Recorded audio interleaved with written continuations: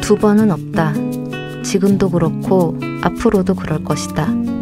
그러므로 우리는 아무런 연습 없이 태어나서 아무런 훈련 없이 죽는다.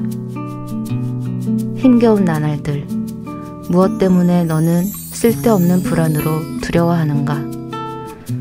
너는 존재한다. 그러므로 사라질 것이다. 너는 사라진다. 그러므로 아름답다. 노벨문학상 수상작가 비스와바 심보르스카의 작품 두 번은 없다의 일부를 읽어드렸습니다.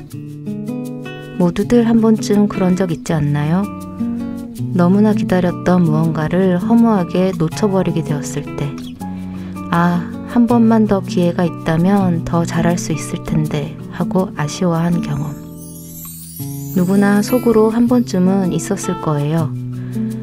하지만 심보르스카의 말을 좀 들어볼까요? 그녀는 우리의 생은 원래 단 한 번뿐, 두 번이 있을 수 없다 말해요. 모든 것이 처음인 우리이기에 실패는 잦을 수밖에 없고 결과에 대한 아쉬움 역시 당연한 것이라 말하지요. 그녀는 부족한 우리의 하루하루가 끝이 있는 우리의 삶이 오히려 더 아름답다 이야기합니다. 생각해보면 세상의 아름다운 것들은 모두 이런 유한함을 바탕으로 하죠. 아름다운 꽃도 화창한 낮도 언젠가 잎이 떨어짐을, 캄캄한 밤이 올 것을 알기에 더욱 빛나고 소중하게 느껴지는 것 같아요. 그런 의미에서 오늘도 실수하고 어제도 실패한 적 있는 나에게 질책과 비난 대신 따뜻한 악수와 포옹을 전해보는 건 어떨까요? 조금 부족했지만 잘했다고. 누구나 처음은 다 그렇다 말해주면서요. 안녕하세요. 여기는 문학라디오 문장의 소리입니다.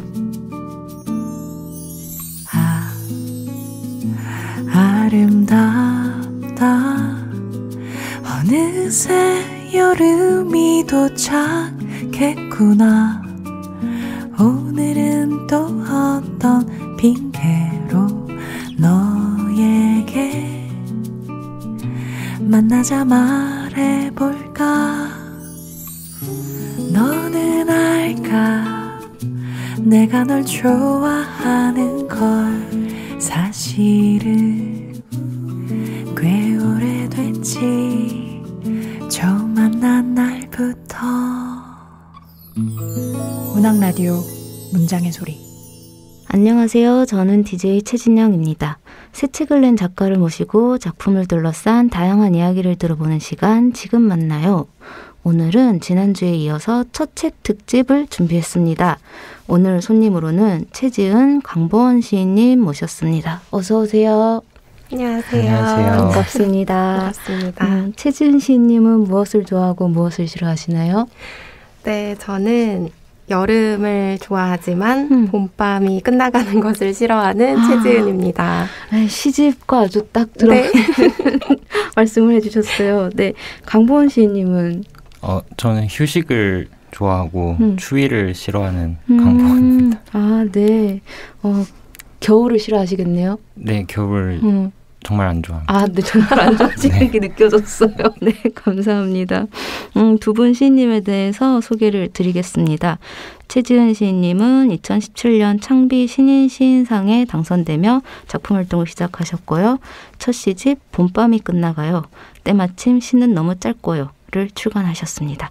강보원 시인님께서는 2016년 세계일보 평론 부문으로 등단하신 뒤 평론뿐만 아니라 시, 에세이 등 다양한 글을 써오고 계십니다. 최근에 첫 시집 완벽한 개업 축하시를 내셨습니다. 첫 시집 발간을 축하드려요. 첫 시집 발간하시고 어떻게 지내셨는지 최지은 시인님부터. 네. 저는 사실 크게 달라진 것은 없지만 조금 요즘에는 좀 공허한 나날을 보내고 있어요. 근데 친한 친구를 만나고 와도 가끔은 오늘은 너무 나만 떠들었나? 오늘 너무 나만 말을 많이 했나? 이런 기분이 들 때 가끔 마음이 무거워지는 경험을 하게 되거든요.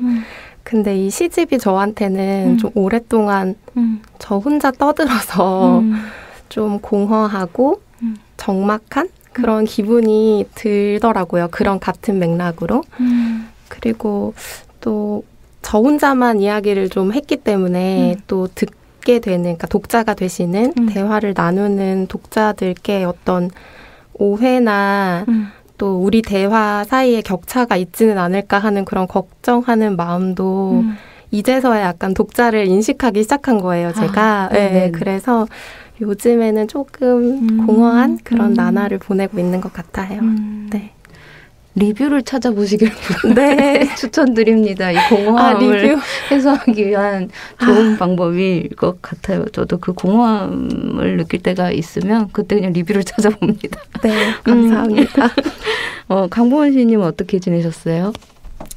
저는 이제 좀 사정상 지금 집에서 요즘 세 끼를 다 해먹고 있어서 사실 이제 밥을 세 끼를 다 하면은 거의 이제 밥하고 설거지하고 집안일하고 이러면 이제 거의 하루 절반 넘게 좀 가더라고요. 그리고 이제 원고 좀 들어온 게 있어서 그거를 좀 써야 되는데 약간 옛날에 받아놨던 거랑 이런 게 좀 몰려서 지금 좀 약간 스트레스도 많이 받고 그러고 있습니다. 그 첫 시집이 나온 것과는 별로 상관이 없네요. 네, 그거랑은 좀 상관없고 네. 그냥 제가 예전에 좀 이렇게 뒤로 밀어놨던 원고들이 있는데 그게 이제 다 기한이 돼서 제가 원고를 쓸 때 좀 스트레스를 많이 받는 편이어가지고 네. 이게 몰려서 힘들어하고 있습니다. 아, 네. 화이팅입니다. 네. 이건 약도 없어. 써야지 어떡해. 첫 시집 준비하시면서 여러 감정이 드셨을 것 같아요. 이번 시집을 묶으시면서 가장 많이 한 생각은 무엇이었는지 여쭤보고 싶어요. 최지은 씨님. 네. 사실 한 편 시를 쓸 때는 몰랐는데요. 이렇게 여러 편의 시를 묶고 또 버리면서 제가 가장 염두에 두었던 거는 슬픔을 바라보는 시선? 슬픔을 바라보는 방식이 아니었나 이런 생각을 하고 있어요. 요즘에 와서야. 제 스스로 제가 이 슬픔을 어떻게 바라보고 있었는지 그리고 또 타인의 슬픔을 어떻게 다루고 있었는지 왜냐하면 아까 리뷰 얘기 잠깐 해주셨는데 제가 리뷰를 보면서 이 제가 쓴 시 속의 인물들을 제가 만들어낸 인물들을 시인 저 자신과 아주 밀접해서 읽는 리뷰들을 간간히 보게 됐거든요. 그때에 제가 좀 예상하지 못했던 그런 리뷰들이었어요. 사실은. 물론 당연히 저로부터 시작된 이야기도 있고 그렇지만 어떤 이유에서든 제가 만들어내고 제가 중요하다고 생각하는 인물 혹은 그런 이야기들이기 때문에 저의 이야기인 것처럼 느끼고 썼던 이야기들도 있어서 그랬을 때 더욱이 내 슬픔이 아닌 또 타인의 슬픔 이것을 나는 어떻게 다루고 바라봐야 될까 그런 고민들을 많이 새삼스럽게 하게 되더라고요. 네. 저 이 첫 시집이 나온 뒤에야 나의 시들을 다 이제 묶어낸 다음에 드는 생각. 네, 네. 되게 뜻깊은 것 같아요. 그런 면에서는. 네. 강보은 시인님은 어떠세요? 시집 묶으시면서 어떤 생각 많이 하셨어요?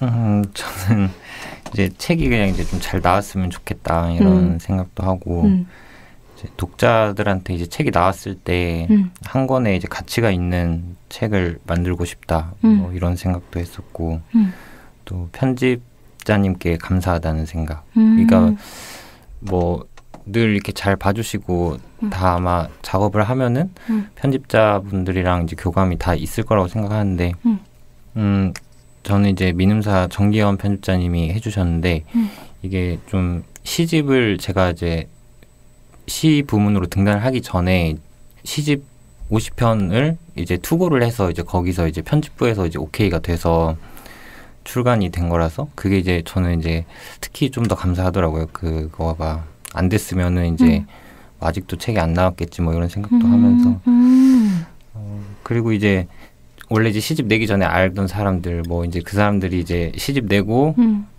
이제 더 이상 못 보겠다 이 친구를 뭐 그러면 어떡하지? 뭐 이런 생각들을 하면서 만들었습니다. 괜한 걱정을 하시지 않았나 싶고 약간 이 열정과 냉정 사이에 제가 지금 앉아 있는 것 같다는 느낌이 듭니다. 두 분께서는 서로의 작품집 읽어보셨나요? 어떠셨는지 짧게 말씀해 주시면 최진시님. 네, 저도 물론 읽어봤고요. 근데 아직 깊이 있게 오래 읽지는 못했어요. 사실 저희 둘 다 출간 시점이 비슷한 걸로 알고 있는데 그래서 저도 제 책이 나오고 독서를 좀 활발하게 못하고 있는 상황이어서 그럼에도 워낙 좋다는 이야기를 저도 주변에서 듣고 그래서 챙겨보았습니다. 또 저하고는 또 쓰는 스타일이 다르고 이래서 더 인상 깊게 재밌게 읽고 있어요. 네. 맞아요. 많이 다르신 것 같아요. 네. 강보원 씨님은 어떠세요? 네, 저도 읽어봤는데 이제 뭔가 가족에 대한 어떤 이야기들이 다 시집에 저도 이제 나오고 하는데 뭔가 그런 것들을 좀 더 깊게 파고 들어가는 시집이 좀 근래에 잘 못 봤던 것 같아가지고 그런 부분이 일단 좀 신선하고 또 문장이 뭔가 좀 탄탄하고 뭔가 이제 잘 쓴다 약간 이런 게 느껴지는 그러면서 이제 좀 근데 이제 실력을 뭔가 뽐내고 이런 것보다 좀 뭔가 정서적으로 다가가는 이런 게 있어서 좀 두루 좋아할 것 같고 좋은 시집이다 이런 생각을 했습니다. 또 강보원 씨님 평론도 쓰시니까 그렇죠? 네. 몸이 작아질 것 같아요. 감사합니다. 시집 제목에 대해서 이야기를 해볼까 해요. 봄밤이 끝나가요. 때마침 시는 너무 짧고요. 최지은 시인님의 시집 제목입니다. 그리고 완벽한 개업 축하 시 강보원 시인님의 시집 제목입니다. 시집 제목을 선정하게 되신 계기를 말씀해 주신다면 최지은 시인님은? 일단 저로서는 몇 개 안이 있었어요. 조금 더 후보를 가지고 있는 게 있었는데 물론 편집팀과 또 제 주변의 지인들께 좀 의사를 여쭤봤죠. 어떤 느낌이 있는지. 저는 제가 시를 썼기 때문에 또 잘 모르는 또 감정이 있을 것 같아서 근데 이 봄밤이 끝나가요. 때마침 시는 너무 짧고요라는 후보가 거의 많은 사람들의 의견이 거의 다 일치한 의견이었어요. 그래서 사실 큰 이견이 없이 오히려 저 혼자만 조금 고민을 했던 것 같고 저로서는 당연히 이 제목이 가장 적합할까? 그 고민을 하게 되어서 제가 가장 고민을 많이 했고요. 주변의 의견은 거의 다 통일이 되어서 비교적 쉽게 네, 그렇게 정해지게 되었어요. 창문 닫기라는 시에 나오는 19절이죠. 네, 정말 맞아요. 최진 시님의 시를 다 읽고 나면 정말 이보다 잘 어울리는 제목은 없구나라고 느낄 수 있었어요. 저도. 감사합니다. 네, 그래서 처음엔 제목이 잘 안 외워졌거든요. 네. 근데 시집을 다 읽고 나니까 그냥 외운 게 아니고 그냥 들어와 있더라고요. 이게. 네. 감사합니다. 좋은 제목. 네. 몸이 작아질 것 같아요. 네, 우리 점점 작아져 보자고요. 네. 강보원 씨님은 어떠세요? 일단 저도 그 봄밤이 끝나가요 이 시집 제목이 일단 너무 좋았어요. 근데 이게 그냥 처음에 그냥 제목이 뭔가 딱 나왔을 때 뭔가 좀 깜짝 놀라는 그런 느낌이었어요. 그래서 정말 좋았고 뭔가 줄여 부르기에도 뭔가 봄밤 시집 하면은 뭔가 좋은 것 같다. 저는 이제 그냥 이제 제 표제작이 좀 개인적으로 의미 있는 시기도 했고 또 이제 시집을 내니까 좀 셀프 축하를 하자 이렇게 그런 그쵸. 느낌으로 이런 제목을 지었습니다. 완벽한 개업 축하시라는 시가 수록돼 있잖아요. 네네. 그 시를 쓰실 때 어떠셨는지 그런 거 말씀해 주실 수 있나요? 저 진짜 재밌게 읽어가지고. 네. 그게 이제 좀 시를 제가 이제 약간 쓰다가 너무 이제 비슷비슷한 것만 하는 것 같다 이래가지고 조금 안 쓰고 쉰 적이 있었어요. 좀 책을 많이 읽으면서 좀 쉬었다가 다시 쓰자 이렇게 중지 기간이 있었는데 그러다가 이제 어느 날 갑자기 길 가다가 생각이 나서 이렇게 메모를 해가지고 이제 쓴 시인데 이거 쓰면서 이제 좀 다시 쓰기 시작했는데 그러시구나. 네, 그래서 친구가 이거 개업을 해가지고 저한테 이제 좀 너는 시를 쓰니까 좀 써봐라. 그래서 실제로. 네, 근데 개업을 할 때 맞춰서 쓰지 못하고 조금 지나서 줬는데, 근데 뭐 친구 읽어보고 잘 모르겠다고 하더라고요. 네. 그러셨구나. 정말 그 친구가 부탁을 한 거네요? 그렇죠. 뭐 지나가는 말로 너는 뭐 이를테면 개업을 축하를 해야 되는데 뭐 이것저것 사서 뭐 맛있는 것도 많이 사 먹고 가서 너는 돈도 없으니까 뭐 너 하는 거라도 이제 할 줄 아는 거라도 한번 해와라. 이랬는데 또 늦게 하게 됐죠. 아, 네. 말씀해 주셔서 감사합니다. 최지은 시인님, 강보원 시인님 모두 이번 작품집에서 서사를 나름의 매력으로 풀어내셨다고 보여지는데 최지은 시인님은 자신을 둘러싼 가장 가까운 실존 인물을 중심으로 그리고 강보원 시인님은 스스로 명명한 다양한 캐릭터화된 인물을 중심으로 시를 끌고 가시는 경우가 많았어요. 이번 첫 시집을 묶으시면서 이런 내가 쓴 시의 시적 화자에 대해서 혹시 생각해 보신 적 있으신가요? 최지은 시인님. 네.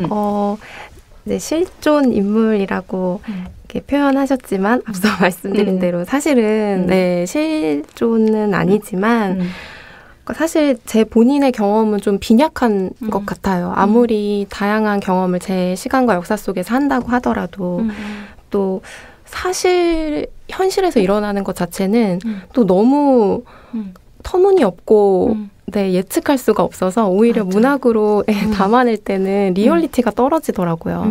그래서 사실 많은 부분은 만들어내고 또 하지만 어떤 식으로든 제가 늘 마음에 담고 있었던 그런 이야기들을 이어서 제 이야기가 아니다라고 말할 수는 없는 것 같아요. 네, 그거를 구분 지을 수가 없더라고요. 어느 순간부터는. 그래서 어쨌든 그렇게 마음에 계속 있었던 이야기들, 그런 서사를 시적 화자로 어렵게 만나게 됐는데 시간이 지나고도 또 그 시적 화자가 생각이 나는 거예요. 지금은 좀 어떨까? 그 사람이 지금은 좀 바뀌었을까? 근데 그런 안부가 궁금해지는 마음 자체가 실은 제 마음을 되돌아보는 저를 좀 돌보고 싶은 욕구가 있었던 것 같아요. 제가 그 사람을 바라보는 시선은 어땠는지 또 그때 저도 유사하게 만약 비슷한 서사를 갖고 있는 시적 화자였다면 그럼 나는 그때 그 마음에서 얼마나 달라졌을까? 이런 게 궁금해졌었어요. 그래서 반복되고 변주되고 또 다른 시공간에서 또 그 시적 화자를 만나고 아마 그렇기 때문에 시를 읽는 분들께서는 아, 이 시인이 이 비슷한 이야기를 반복하니까 그래서 아마 이 시인에게 중요한 이야기고 아, 그러면 이것이 시인의 경험인가 보다. 그래서 아마 그 독자께서는 저와 밀접하게 읽으시는 것 같은데 그런 것을 염두하기도 했어요. 한 사람의 이야기라면 이 시집 전체가. 그리고 또 하나는 그렇게 단편적일 수도 있지만 제 바람으로는 아주 멀리서 우리 모두를 바라본다고 했을 때 아주 특별하고 사실은 있을 수 없는 일 같지만 내면에는 다 비슷한 서사의 경험들이 있을 수도 있다.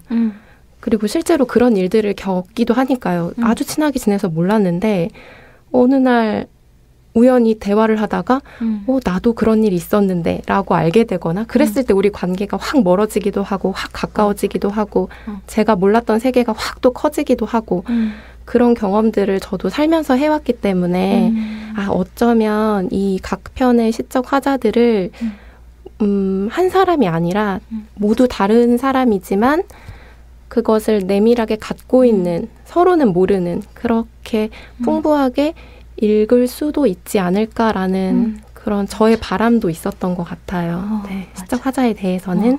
네. 독자분들이 소설보다 시에 대해서 훨씬 더 그렇게 생각을 하시는 것 같아요. 정말 시인의 이야기일 것이라고. 네, 그런 생각이 이제 말씀을 듣다 보니까 들었습니다. 네. 강보원 시인님께서는 어떠세요? 저는 이제 인물들이나 이제 이런 것들 화자라고 했을 때 그냥 1인칭으로 얘기하는 시들도 있지만 좀 인물들을 내세워서 쓰는 경우가 많은데 저 같은 경우는 혼자 이렇게 사는 게 아니니까 좀 다른 사람들이 이제 등장을 하게 되고 근데 그런 것들을 그렇게 등장한 사람들을 이제 뭐라고 이제 불러야 되니까 이름을 붙여주고 아니면은 이름을 좀 붙이기 어려우면 별명 같은 거를 붙여주고 이렇게 해서 이제 시를 쓰는 것 같아요. 그리고 또 다른 시 쓸 때 계속 지어내기 힘드니까 있던 거 이제 가져와서 쓰고 그렇게 하면은 이제 좀 입체적으로 되는 것도 있고 맞아. 좀 그런 부분들을 생각하면서 썼던 것 같습니다. 그러니까 그 나무 인간이 또 등장할 때, 네. 모모가 등장할 때, 네네. 뭐 저도 시집 한 권을 읽는 즐거움인 것 같아요. 그러니까 그 다양한 인물들의 다양한 모습을 볼 수 있어서 저도 무척 즐거웠습니다. 최지은 시인님의 시 중에서 우리들, 매니에로의 숲, 그리고 뭐 햇빛 나무 책상 위로 먼지 내려앉는 한없이 고요한 여름따라 같은 작품을 통해서 보면 잠, 꿈, 태몽 같은 시어가 등장을 하는 게 주요한 키워드로 네. 등장을 하는 것 같아요. 그 꿈과 현실이 묘하게 교차되고 혼재되는 기분도 있었는데 이런 시들에 대해서 혹시 해주실 말씀 있으신가요? 사실은 저도 이 질문을 받고 생각해 봤는데 그 꿈에 대한 것이 제가 슬픔을 다루는 방식, 대하는 방식인 것 같더라고요. 앞서 얘기한 것과 비슷한데 이게 꿈인지 현실인지 처음에는 잘 받아들여지지 않는 것들이 있고 현실 속에서는 사실 내가 모든 것들을 이끌어가고 있다고 생각하지만 저에게 주어지는 결과들은 사실은 제 의지나 제 노력과는 무관하게 다 벌어지잖아요. 그렇다면 꿈에서만큼은 또 내 의지가 아닌 것대로 내가 모르는 사람들이 등장하고 정말 허무맹랑하고 알 수 없는 그런 일들이 펼쳐지는데 또 내가 만들어냈다고 하기에는 때때로 너무 아름다운 꿈을 꿀 때도 있거든요. 네. 일어나서 이건 내가 꾼 꿈이 아닌 것 같아. 너무 아름다운 꿈이었어. 이럴 때가 있어서 이 꿈과 현실이 저에게는 그러니까 제 의지가 아니지만 또 내가 만들어낸 것 같고 그런 현실에서 제가 슬픔을 마주할 때의 방식과 좀 차원이 다르긴 하지만 유사한 구조를 가지고 있다라는 생각이 들었던 것 같아요. 그런 면이 있고 또 시를 쓸 때에 또 비슷한 것 같아요. 좀 시가 아주 몰입이 되면 제가 이렇게 쓰고 있지만 사실은 제가 뭔가에 이끌려가듯이 제가 지워지는 것 같은 경험을 아주 드물게 한 번씩 하거든요. 아주 드물게. 아름다운 꿈 같은 시. 네네네. 근데 그럴 때 그 감각이 너무 좋아가지고 그걸 잊지 못해서 또 한 번 도전해보고 또 시 쓰고 또 실패하고 또 한 번 도전해보고 그런 과정이었던 것 같거든요. 그래서 아마 그래서 이렇게 꿈 얘기를 많이 한 게 아니었을까 그런 생각을 돌아보게 되더라고요. 되게 좋은 것 같아요. 저도 아름다운 꿈을 꾸고 싶습니다. 요즘은 계속 비슷한 꿈 바꿔가지고 그런 꿈을 꿔본 지 너무 오래된 것 같아요. 네, 노력해야 돼요. 자기 전에. 그러니까요. 좋은 생각하고 좀 그래야 될 것 같은데. 근데 말씀해 주셔서 감사합니다. 강보원 시인님의 시집에 실린 시를 보면 기존의 시적 구조와 문법을 개의치 않고 자신만의 방식으로 이제 시를 쓰고 계시다는 느낌을 받았습니다. 출판사 서평에서는 강보원 시인은 하자와 문장들을 끝나지 않는 헤맴 속에 놓아둠으로써 이들을 그리고 독자들을 오롯이 시 안에 붙잡아 둔다라고 이제 쓰셨고요. 시집 뒤에 실린 이제 조재룡 평론가의 해설 중에 저는 이게 딱이다라고 느꼈던 문장이 일체의 상징과 은유를 삼가는 시, 지성적인 시, 차갑고 맑은 눈으로 감정을 모두 드라이기로 말리듯 기술해 나간 폭발적인 시라고 써주셨어요. 그래서 이 문장들이 강보원 시인님의 시를 잘 말해주고 있다라고 생각을 했는데 어떠세요? 이런 이제 얘기들에 대해서 강보원 시인님의 시를 이해하는 독자가 잘 이해할 수 있도록 한 말씀 해주신다면. 조재룡 쌤의 그 마지막 문장들은 저도 이제 워낙 좋았어가지고 일단 그냥 문장 자체가 좋았던 것 같아요. 그래서 저는 좀 과분하게 운 좋게 그 문장의 대상이 되어서 좋았다. 뭐 이런 느낌이고 어떤 뭐 시적 구조나 이제 문법 직업이라는 측면에서 봤을 때 뭔가 이제 특별히 형식적으로 제가 뭐 독특하게 했다거나 이렇게 했다고 생각을 하지는 않아요. 그냥 다른 사람들이 많이 했던 거고 저도 이제 그걸 보면서 재밌다고 느껴서 나도 한번 해봐야겠다 뭐 이런 식으로 이제 해봤던 거고 저는 이제 좀 성격이 원래 내가 하고 싶은 걸 다 할 거야 막 이렇게 신경 안 써 이런 성격이 아니라 이제 뭐 눈치도 많이 보고 중간만 가자 뭐 보통 이런 느낌이라서 남들이 다 했던 거를 나도 좀 해봤고 또 할 수 있는 거니까 그래서 제가 뭔가 이런 시들을 이제 좀 묶으면서는 뭔가 좀 거창하게 안 보이게 좀 조심을 많이 했던 것 같아요. 그래서 그냥 편하게 이렇게도 있으니까 뭐 읽어주시면은 될 것 같다는 생각입니다. 그러니까 우리가 일반적으로 시에서 기대하는 것들을 많이 배반하시고 저도 이제 감정을 모두 드라이기로 말리듯 기술해 나간 폭발적인 시라는 부분에 그렇다고 생각을 했거든요. 다 말려버리고 나면 이런 것이 남겠구나라는 생각이 들었습니다. 여러분, 최지은 시인의 봄밤이 끝나가요. 때마침 시는 너무 짧고요. 그리고 강보은 시인의 완벽한 개업 축하시 많이 사랑해주세요. 전혀 다른 두 세계를 만나실 수 있습니다. 첫 시집 준비하시면서 혹시 막연하게 불안하거나 두렵거나 이러시진 않으셨는지 여쭤보고 싶었어요. 최지은 시인님 네. 어떠세요? 막연했어요. 불안하고 사실 매편 저도 근데 지금 이야기를 듣다 보니까 강보원 시인님하고 저하고 의외로 비슷한 것 같아요.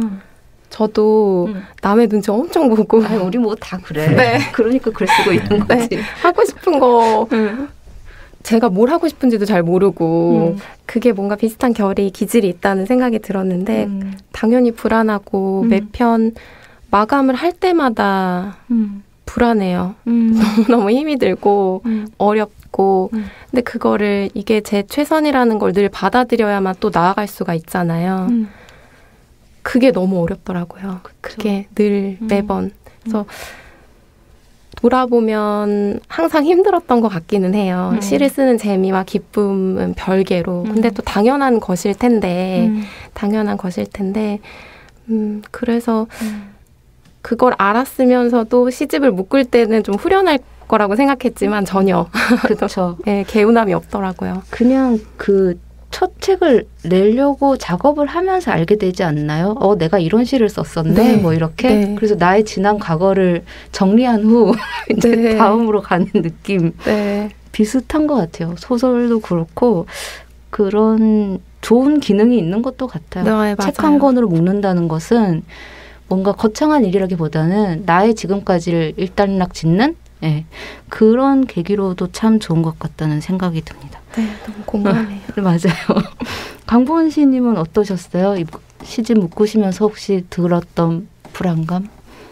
막연함? 저는 첫 시집과 관련해서 딱히 이렇게 스트레스를 받거나 뭐 불안을 느끼거나 이러진 않았던 것 같아요. 그냥 이제 저는 원래 스트레스를 좀 많이 받는 편이어가지고 좀 만사가 힘든 그런 느낌이거든요. 그래서 그러니까 근데 제가 스트레스라는 거를 이렇게 받는 상태에서 그냥 잘 지내는 거는 좀 잘 하는 것 같은데 문제가 이제 스트레스를 아예 안 받는 게 요즘엔 중요한 것 같아요. 그러니까 그거를 이제 버티고 가면은 결국에 좀 안 좋게 뭔가 어딘가 고장이 나고 뭐 이런 것 같아서 그런데 이제 스트레스를 저는 한번 받으면은 어떻게 풀지를 못해가지고 뭔가 스트레스 풀린다는 감각을 이해를 못하겠어요. 뭐 다른 사람들 뭐 매운 걸 먹거나 운동을 하거나 뭐 이러는데 매운 거 먹으면은 이제 더 스트레스 받고 매워가지고 운동도 할 때만 딱 그냥 딱 그 순간만 좀 생각이 없어지고 하고 나면은 근본적인 문제라는 게 있잖아요. 그렇죠. 잠시 있는 거죠. 네. 푸는 게 아니고. 그래서 이제 스트레스 관리를 잘 해야겠다 이런 생각을 합니다. 어떻게 푸는지는 모르겠지만 네. 저도 그렇습니다. 잠시 있는 거죠. 오늘 최지은, 강보원 두 시인님 모시고 첫 책 특집 꾸려보고 있습니다. 오후에 따뜻한 햇살 자꾸 당신을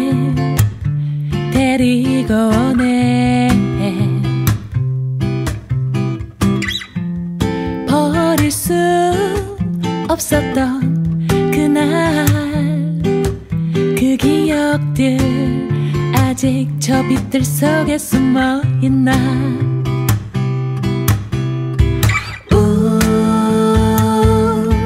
괜찮아요.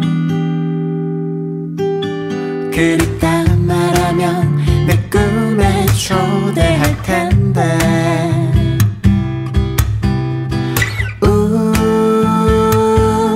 괜찮아요.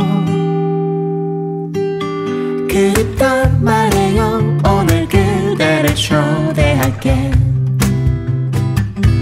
문장의 소리.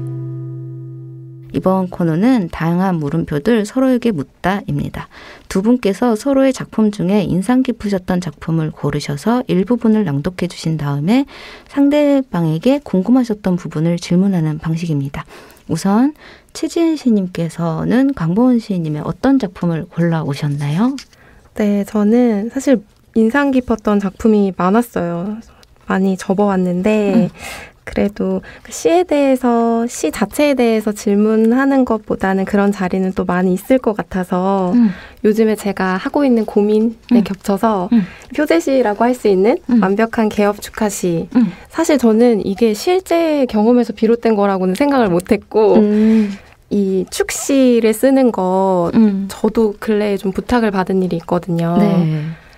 친구가, 아주 친한 친구가 오랜 연인과 이제 마침내 결혼을 하는데 저에게도 굉장히 뜻깊은 일이어서 축시를 부탁받고 너무 또 스트레스를 받고 있어요. 저도 너무 축하할 일이지만 너무 축하하고 너무 사랑하지만 저도 앞서 말씀드린 대로 강보원 시인님과 좀 비슷한 사람이라 스트레스는 어쩔 수 없이 이게 되더라고요. 잘해주고 싶은 마음 때문에 그런 것 같아요. 그래서 혹시 축시를 어떤 식으로든 꼭 결혼 축시가 아니더라도 써보신 경험이 있는지를 여쭤보고 또 혹시 제가 도움받을 수 있는 네. 방법이 있는지를 여쭤보려고 했는데 네. 늦게 쓰셨다 그래가지고 불안감이 또.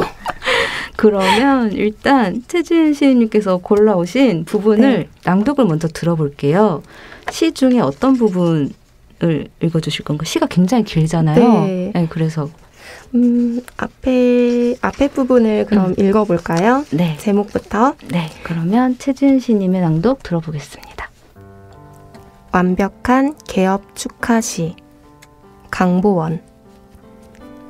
그의 친구가 말했다. 나 이번에 개업을 하게 됐는데 축하시 좀 써줘. 그들은 벤치에 앉아 테니스 공을 허공으로 던졌다가 다시 받으며 놀고 있었다.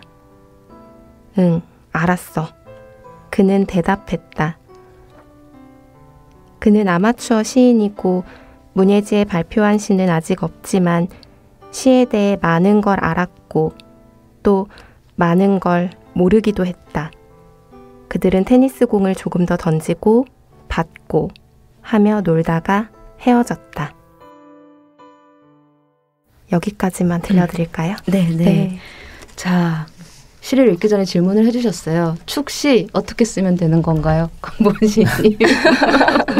일단 경험이 있으시니까. 저 이 부탁한 친구는 저랑 이제 엄청 친한 친구들 중에 한 명인데 그 고등학교 때 이제 친구인데 아직까지도 이제 연락을 하는 몇 안 되는 이제 친구 중에 한 명이고 엄청 좋아하는 친구인데 사실 이제 개업을 한다고 했을 때 정말 응원도 하고 축하도 하고 이렇게 했지만 사실 그 저의 인생과 좀 멀다 보니까 그 친구 이제 또 광주에 있었고 저도 이제 사는 게 하루하루 바쁘고 그래서 이렇게 크게 저한테 무슨 생각에 깊이 들어오거나 이러진 않았어요. 그냥 이제 그리고 친구도 뭔가 별로 기대하는 것 같지는 않았고 그냥 한 말이라서 그래서 이제 저도 막상 쓸 거라고 생각 안 했는데 있다 보니까 갑자기 이제 생각이 나서 그냥 쓰게 된 거거든요. 그래서 저도 뭐 하나를 해라 이렇게 하고 하는 걸 정말 좀 어렵게 생각해서 축시를 만약에 부탁을 받는다면은 어지간하면은 안 한다 할 것 같아요. 못한다. 나는 그 축시 못 쓰고 네. 그렇게 할 것 같은데 네. 뭐 이제 기왕에 받았으면은 그냥 뭐 열심히 하는 수밖에 없지 않을까. 답은 최지은 씨님께서 직접 구하시길 네, 열심히 하는 수밖에 없다. 네, 네. 감사합니다. 이미 허락했으면 해야지. 네. 네, 그러면 이제 강보원 시인님께서 골라오신 최지은 시인님의 시 들어볼까 하는데요. 어떤 시 골라오셨나요? 저는 101쪽의 하나의 시라는 시인데요. 네. 이게 이 시집에서 이제 좋은 시들 많은데 저한테 좀 더 와닿는 시였기도 하고 네. 그냥 읽으면서 좋아서 가져왔습니다. 그러면 강보원 시인님의 낭독으로 듣는 하나의 시 들어보겠습니다. 네. 전반부를 네. 하겠습니다. 네. 하나의 시. 하나는 여름밤에 물을 덮이는 사람. 더운 물 한 잔을 여러 번 나누어 마시는 사람. 혼자서 다 마시는 사람. 오늘은 하나의 여름밤. 창밖에는 집이 하나. 그 안으로 방이 또 하나. 방 안에는 심장이 하나. 하나는 그걸 바라보는 사람. 보고 있는 사람. 하나에게 말을 걸어오는 사람이 저기 있고 그의 말을 듣고 있는 하나가 있고 창밖에는 하나와 하나가 하나. 지난 여름 하나는 숲에서 혼자 우는 어린아이를 보았다. 보는 사람 없이도 울고 있는 아이가 있다고. 하나는 그것이 하나의 시라고 쓴다. 네, 감사합니다. 최지은 시인님께 하고 싶은 질문은? 네, 일단 제가 앞에 낭독을 너무 잘해주셔가지고 깜짝 놀랐어요. 근데 제가 낭독을 잘하셨어요. 못해서 네, 잘하셨죠. 네, 저 약간 괜히 이 시가 좋아 보였어요. 네.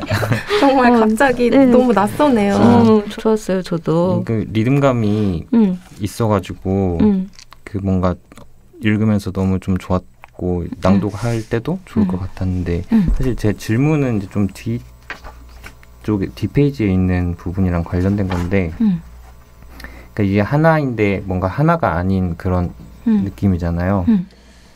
그런데 이제 그 아이의 손에 다른 손이 끼어들 때까지라는 이 부분이 좀 이렇게 확 드러나면서 저한테 좋게 느껴졌었는데 뭔가 이제 이런 좀 혼자서 울고 있거나 힘들었을 때 이렇게 손이 끼어드는 그런 경험 같은 게 좀 있으셨는지 뭔가 힘이 되는 다른 하나의 어떤 경험 같은 거를 여쭤보고 싶었습니다.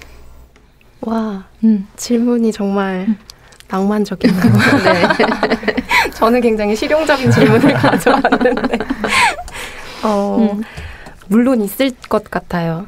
당연히 늘 힘들고 저도 힘들 순간들이 분명 있었을 테고 그 순간에 다른 사람의 도움이 아니었다면 지나가지 못했을 것이고 너무 많았을 텐데 특별히 시를 쓰는 시에 대한 이야기를 하는 자리니까 시를 쓰는 과정에서 힘들었을 때 내 손을 좀 잡아주는 것 같다라고 생각이 떠오르는 분이 있다면 제 시집에 추천사를 써주신 김원 시인이 저에게는 사실 손이라기보다는 저에게는 커다란 귀 같은 분이에요. 정말 좋고 밝은 귀. 좋다. 네. 사실 말해도 될지 모르겠지만 시인께서 김원 시인께서 저에게 직접 그렇게 얘기해 주신 적이 있어요. 그러니까 좋다라는 표현은 제가 한 워딩이고 귀가 되어줄 수 있으니 언제든 힘이 들면 이야기해라. 근데 그렇게 이야기해주는 사람을 사실 만나기가 쉽지 않잖아요. 맞아. 저도 아무리 제가 좋아하는 친구가 있고 좋아하는 동생이 있어도 언제든 나한테 얘기해 이렇게 말하기 어렵거든요.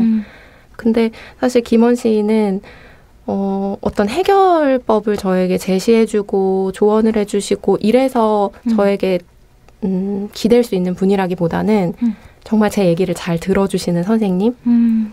근데 그 들어주시는 과정 속에서 사실은 저도 제가 해답을 알고 있거든요. 그쵸? 제 문제 해답을. 그래서 이야기하면서 결국에는 우리가 아까 어쩔 수 없이 해야 한다 이런 것처럼 그런 것들을 늘 매번 새롭게 알게 해주시는 일이라는 것을 또 한 번 새롭게 생각하게 되네요. 네. 듣는 일이 그래서 가장 중요한 일인 것 같아요. 최지은 시인님 출판사 책 속에 보면은 남은 사람의 자리를 지키며 빚어낸 슬픔이 주는 뭉클한 위로라는 문장이 있었어요. 저는 그래서 와 이거 딱이다라는 생각이 들었어요. 그래서 번박하게나마 시인님에게 여쭤보고 싶었어요. 시인님의 시에서 느껴지는 상실과 슬픔에 대해서 혹시 해주실 말씀 있으시다면. 사실 저도 슬픔과 상실이 뭔지 잘 모르겠어요. 모르기 때문에 쓰고 있는 것 같거든요. 왜냐하면 모르지만 관심이 많거든요. 슬픔과 상실에 대해서. 그래서 관심이 많기 때문에 계속 더욱이 내 것 아닌 거를 내 것처럼 쓰기도 했던 것 같고 또 제 슬픔에 대해서도 관심이 많으니까 이런 시들을 썼던 것도 같고요. 슬픔이 뭔지는 모르겠지만 다만 슬픔을 느낄 수는 있는 것 같거든요. 그렇죠. 네, 다만 느끼는 것뿐인데 그래서 상한 자두라든지 돌멩이, 물방울, 잠을 이룰 수 없어서 온전히 꺼지지 않는 누군가의 방 같은 식으로 저만의 언어로 계속 그 슬픔이 뭔지를 찾아가고 있는 중인 것 같아요. 맞아요. 네. 그리고 또 시인님의 시 나는 나라서라는 시에 네. 보면 우리는 너희를 안아주는 마음들, 나는 나라서 나 아닌 것들을 안아주면서 이럴 때 나는 나라서 다행이라고 생각하면서 우리는 서로가 아니라서 서로를 안아줄 수 있습니다. 라는 구절이 있어요. 이런 구절이 최지은 시인님이 전하는 위로 중에 하나가 아닐까.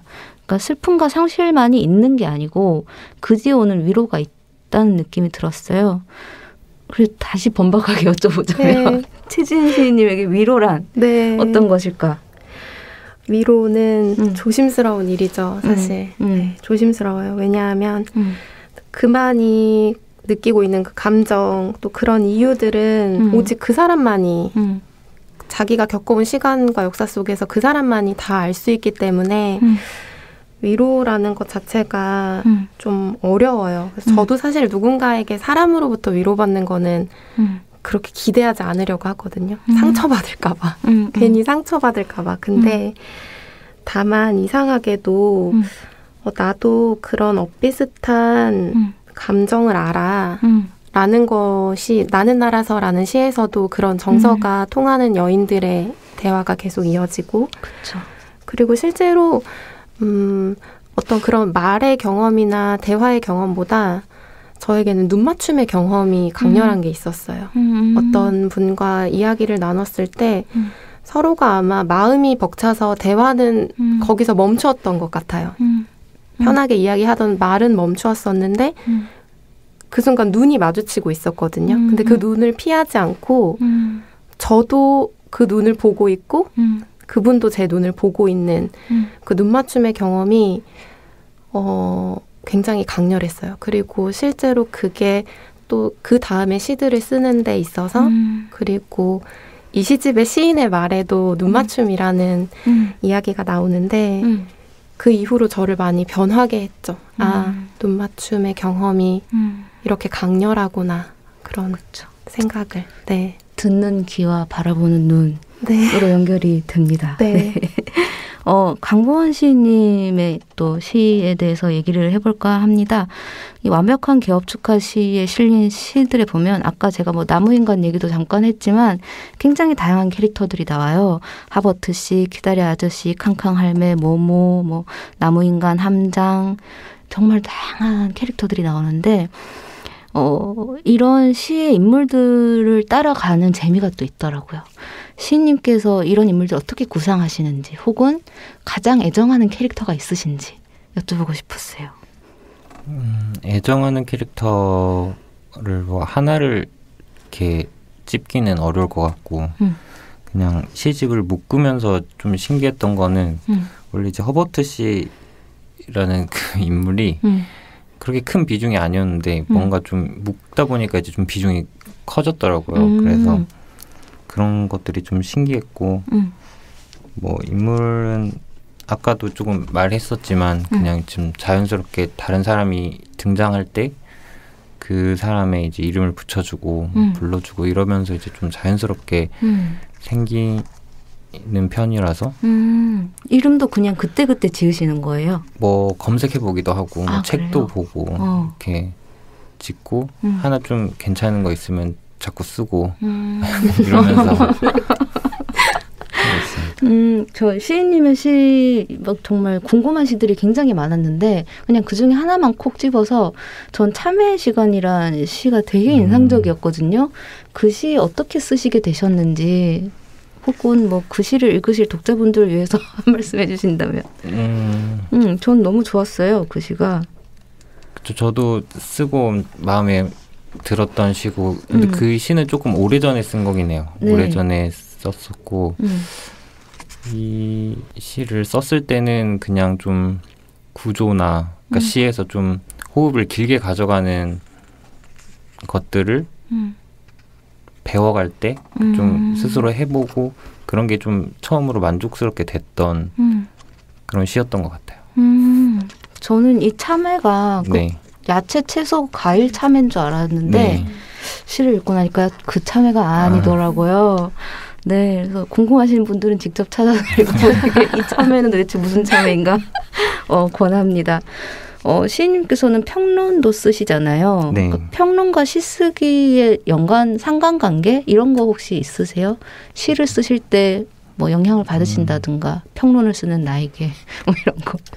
사실 시 자체에 이제 시를 쓸 때 뭐 이렇게 평론이 영향을 미친다고는 생각을 하지 않는데 뭐 아무래도 시를 쓸 때는 모든 부분이 다 영향을 미치니까 그런 방식으로 좀 간접적으로 영향을 미치는 건 있는 것 같아요. 그리고 뭐 이런 거는 있죠. 제가 이제 평론도 쓰고 또 뭐 시도 이렇게 예를 들어 제가 정말 뭐 좋은 시인들의 해설도 쓰고 이렇게 하니까 이래서 좋다. 뭐 시는 이렇게 해서 좋다 하는데 막상 내 시가 뭐 전혀 딴소리 하고 있으면은 좀 민망하고 이러니까 좀 잘해야겠다. 뭐 이런 생각을 하고 약간 아카데믹하다는 이제 그 질문 주셨던 거는 뭐 시 자체가 그렇다기보다는 좀 저는 텍스트가 이제 여러 종류가 있잖아요. 그러면은 그런 형식들마다 좀 각자의 어떤 정서랄 게 있는 것 같아요. 뭐 이를테면 사전에는 사전의 정서가 있고 뭐 영수증에는 영수증의 정서가 있고 뭐 이런 것들을 좀 차용을 하면서 뭔가 평론 비슷한 어떤 그런 문구들도 좀 차용을 해왔던 것 같은데 그냥 그러면서 좀 다른 정서들을 좀 환기시키는 역할로 좀 사용을 했던 것 같습니다. 정말 읽는 재미가 있어요. 그래서 막 생각을 하고 머리를 맞아요. 굴리면서 저도 읽게 되니까 정말 읽는 재미가 있는 시였다고 저는 느꼈습니다. 자, 그러면 지금부터 지금 만나요의 하이라이트라고 할 수 있는 육성 낭독 시간을 가져보려고 합니다.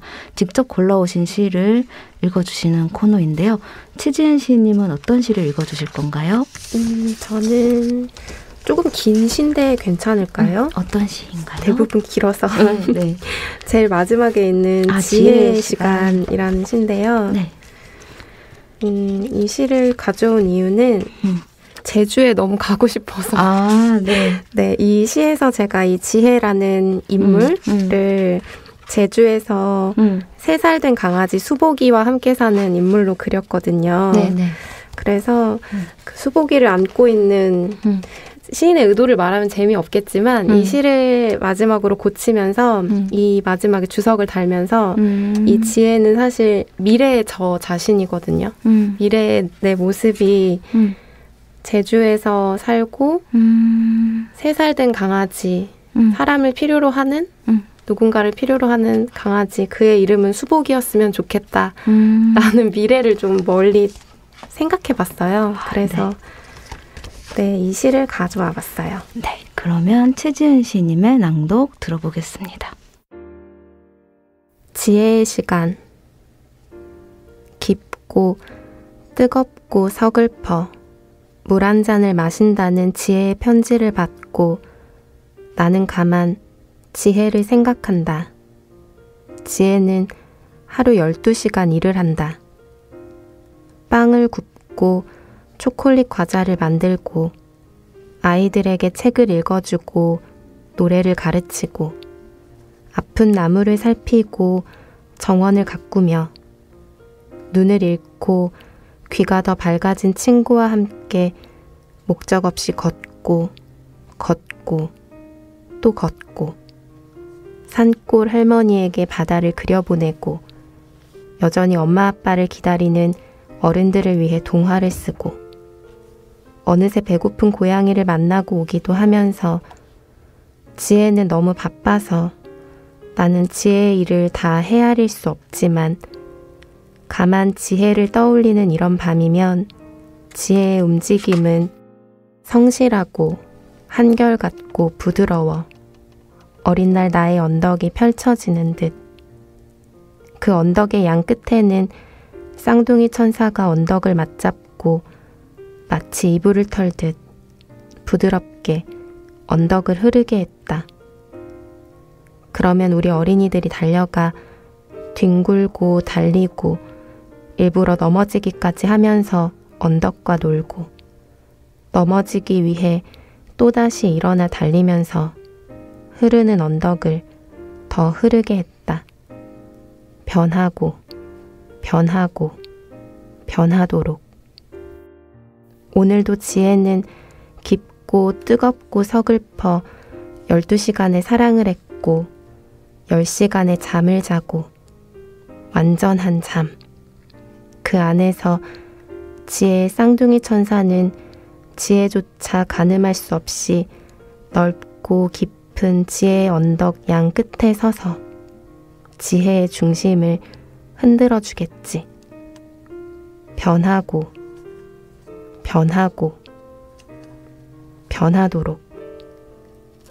상상해 본다. 눈 한 번 깜빡이는 것만으로도 중심이 뒤바뀌는 천사의 장난 속에 지혜가 바라볼 그곳, 지혜의 시선 끝에서 나는 믿게 된다. 지혜를 따라가면 내가 사랑하는 사람이 들려주던 달콤한 말을 또 한 번 듣게 될 것만 같다고. 까닭없이 낮게, 거의 쓰다듬듯 내 이름만을 여러 번 속삭이거나 걱정 말고 조금 더 자 같은 더 듣고 싶어 잠들 수 없게 하는 목소리. 더 작은 소리 되고 바람 되고 어딘가로 숨어들어 여기 아니고 지금 아니고 언젠가 문득 예상치 못한 곳에서 우뚝 서서 듣게 될 것이라는 것을 지혜는 다 알고 있겠지. 지혜에게는 아직 2시간이 남아있다. 감사합니다. 감사합니다. 네, 최지은 시인님의 미래 들어봤습니다. 네, 그러면 강보은 시인님은 어떤 시 읽어주실 건가요? 저는 아마도 2부의 마지막 시고요. 겨울 화분 기우기라는 시입니다. 93쪽. 네. 이 시를 가져온 이유는 그냥 이제 좀 짧고 그래서 낭독하기도 좀 편하고 저는 그냥 개인적으로는 좋아하는 시들 중에 하나라서 근데 사람들이 별로 이렇게 관심을 안 갖더라고요. 그래서 제가 한번 읽으려고 가져왔어요. 네, 감사합니다. 강보은 시인님의 낭독 들어보겠습니다. 겨울 화분 키우기. 고구마 먹고 귤 까먹고 시리얼 먹고 빨래 널고 인절미 먹고 냉장고 돌아가는 소리. 컵라면 먹고 아이스크림 먹고 바닥 닦고 신발에 구두에 솔질을 하고 마음은 잡동사니를 잔뜩 집어넣은 자루처럼 울룩불룩하고 새 커튼이 필요하겠네. 샤워하고 산책하고 초콜릿 빵 먹고 카야잼 빵 먹고 분무기에 찬물을 채우고 칙칙 칙칙. 감사합니다. 이 띄어쓰기를 잘 살려서 읽어주신 것 같아요. 네. 네, 감사합니다. 벌써 시간이 훌쩍 지나가서 마무리를 해야 될 것 같아요. 앞으로의 계획 말씀해 주세요. 최지은 시인님. 네. 사실 특별한 건 없고요. 똑같이 또 읽고 쓰고 스트레스 받고 불안하고 그럴 것 같고 다만 새로운 에세이 하나를 시작하려고 해요.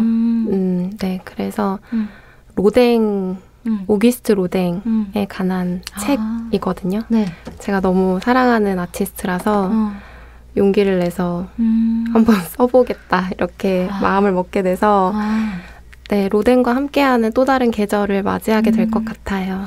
네, 최지은 시인님의 로댕에 관한 에세이 기다리고 있겠습니다. 감사합니다. 강보은 시인님은 앞으로의 계획 있으시다면 계속 스트레스 받으면서. 네, 저도 딱히 당분간은 뭔가가 없을 것 같고 그냥 일 들어오는 거 잘하고 좀 생계를 어떻게 할지를 결정을 해야 될 것 같아요. 중요한 결정이 남아있네요. 네, 좋은 결정 하시기를 응원합니다.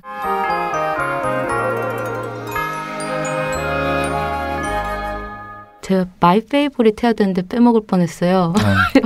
시인님들이 요즘 좋아하는 거 말씀해 주시는 코너인데요. 최지은 시인님 요즘 뭐 좋아하는 거 있으세요? 전 사실 요즘 발레에 빠져 있어요. 그러시구나. 네. 네. 사실 운동하는 거를 잘 안 했었는데 한 이제 몇 년 전부터 운동으로 발레 취미 발레를 하고 있는데 너무 재밌어요. 네, 최지은 시인님은 요즘 발레에 빠져 계시다고 합니다. 강보은 시인님은 요즘 좋아하는 거 있으세요? 저는 요즘에 이제 코로나를 못 하는데 예전에 이제 탁구 좋아했었는데 네. 탁구가 좀 코로나가 풀리고 하면은 빨리 다시 탁구를 하고 싶다 이런 생각을 하고 있습니다. 저도 어서 코로나가 해결되기를 바라고 있어요. 다시 탁구 열심히 재미있게 치실 수 있기를 바랍니다. 저희 문소 청취자 여러분께 인사 말씀 남겨주세요. 최지은 시인님. 네. 너무 무덥고 또 뉴스를 보면 어수선한 뉴스가 많이 있는데요. 그럼에도 늘 건강을 지키고 늘 평온하시기를 정말 진심으로 바랍니다. 네. 고맙습니다. 감사합니다. 네.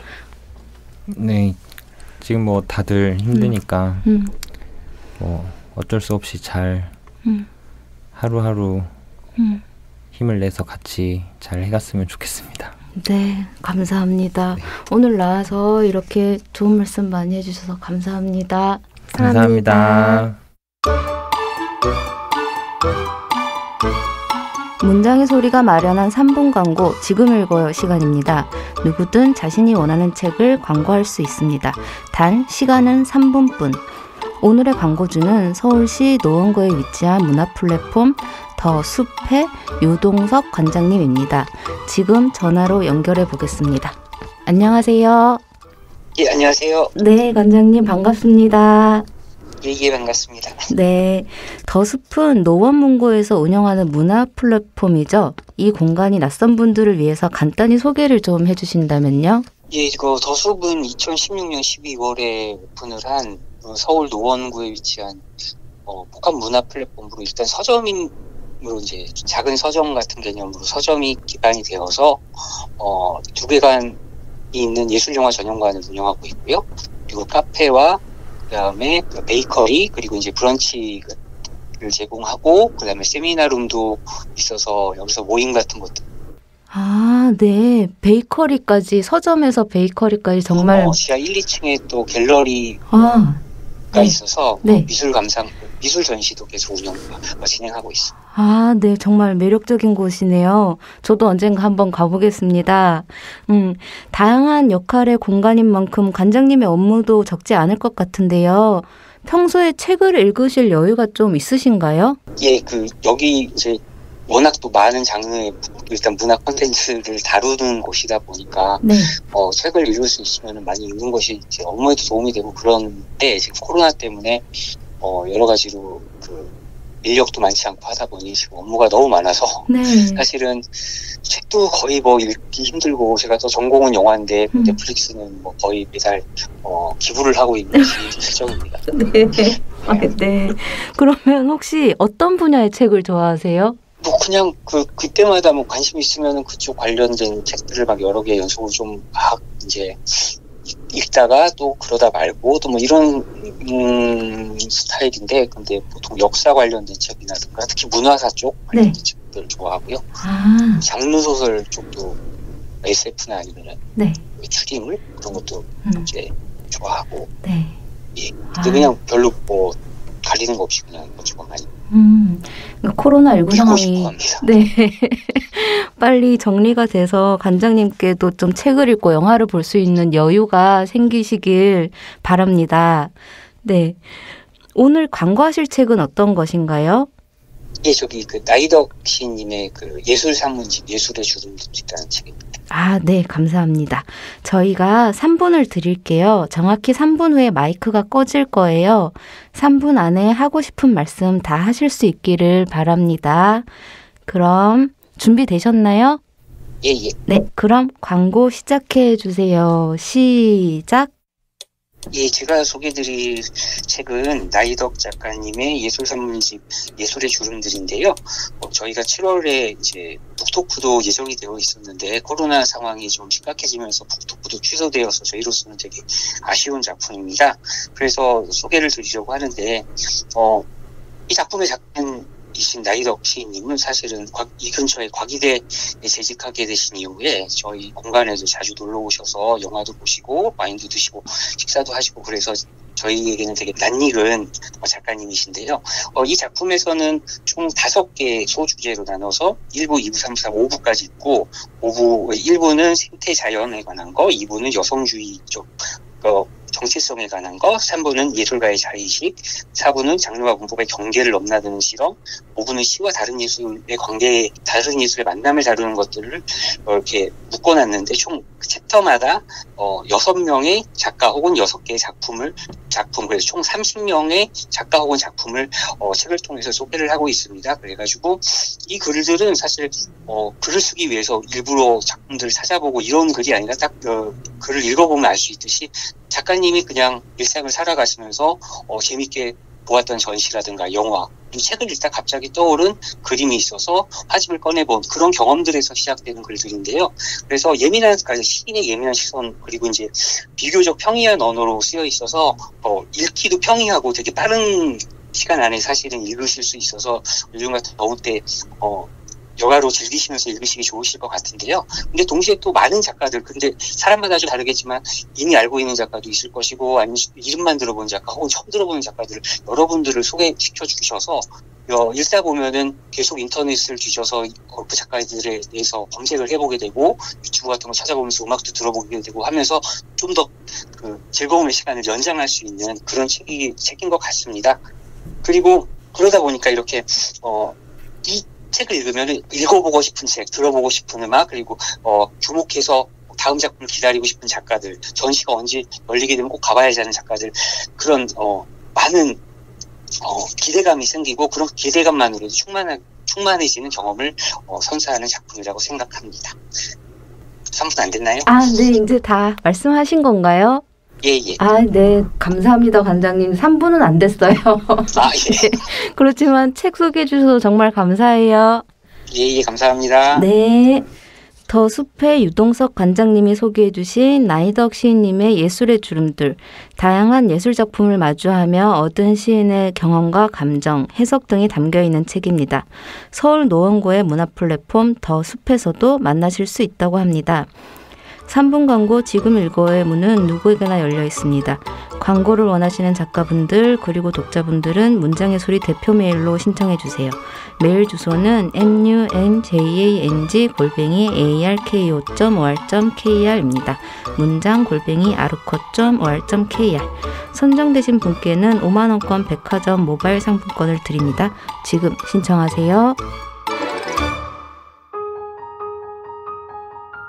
한국문학번역원이 제5회 한민족 이산문학 독후감 대회를 개최합니다. 이산문학은 태어나고 자란 땅을 여러 이유로 떠나야 했던 이들이 낯선 타지에서 겪었던 삶의 여정과 아픈 기억을 담은 값진 우리문학입니다. 대회 도서로 지정된 25종의 이산문학 작품 중 한 권을 읽고 여러분의 소중한 경험과 감상을 나누어 주세요. 총 수상 인원 37인, 총 상금 1,750만 원. 소통과 평화의 플랫폼 웹사이트에서 8월 31일까지 누구나 참여할 수 있습니다. 자세한 정보는 www.diasporabook.or.kr에서 확인하실 수 있습니다.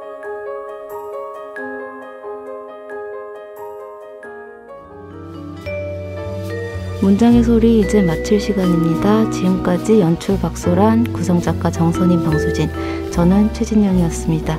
일주일 잘 보내시고 다음 주에 다시 만나요. 감사합니다.